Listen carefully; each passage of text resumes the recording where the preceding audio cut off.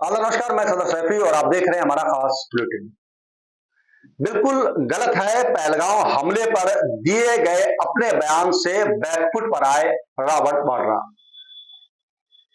जम्मू कश्मीर के पहलगांव में हुए कायराना आतंकी हमले पर विवादित बयान देकर कांग्रेस सांसद प्रियंका गांधी के पति और बिजनेसमैन रॉबर्ट वाड्रा विरोधियों के निशाने पर आ गए।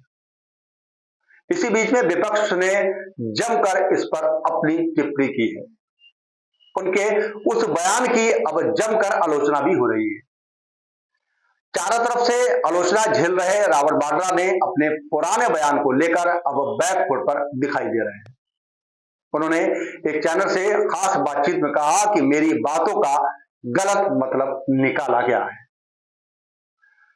आपको बता दें कि प्रियंका गांधी के पति रॉबर्ट वाड्रा ने कहा कि ये बिल्कुल गलत है।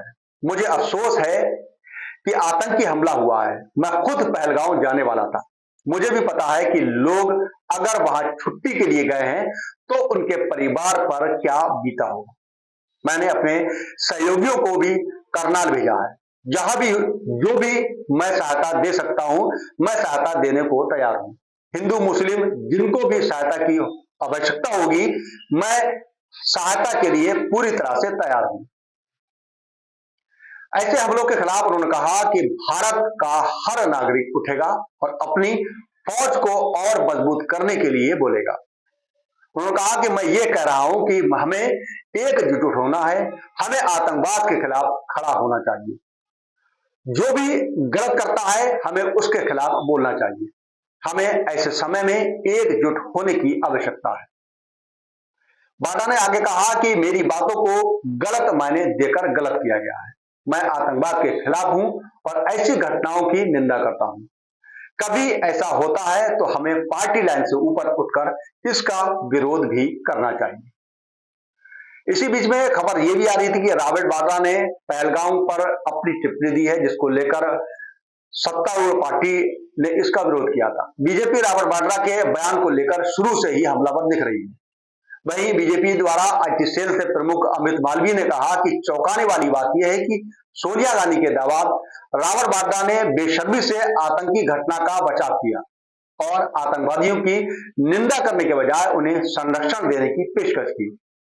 वे यही नहीं रुके बल्कि पाकिस्तानी आतंकवादियों द्वारा किए गए अत्याचारों को लेकर भारत पर दोष भी बढ़ दिया।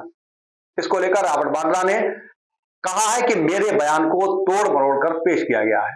रॉबर्ट वाड्रा ने पहलगांव हमले में मारे गए लोगों को श्रद्धांजलि अर्पित करते हुए कहा था कि ये संदेश देश की कोशिश हो सकती है कि देश के मुसलमान खुद को असुरक्षित महसूस कर रहे हैं।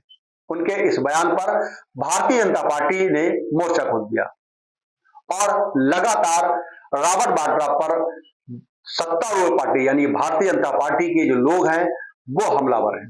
वही बीजेपी के 4 बार से लगातार सांसद रहे निशिकांत दुबे ने भी रॉबर्ट वाड्रा की आलोचना की।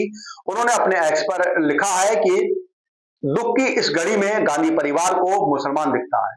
कांग्रेस के इसी मानसिकता ने आज देश में नफरत का पौधा अंकुरित कर दिया है।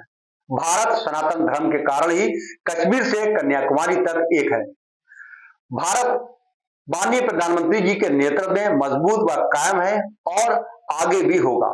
साथ ही उन्होंने कहा कि आतंकवादी व उनके संरक्षक मारे जाएंगे। भारत के बाहर बैठे दुश्मन और मुसलमानों को भड़काने वाले देश के अंदर के दुश्मन नेस्त नाबूद हो जाएंगे।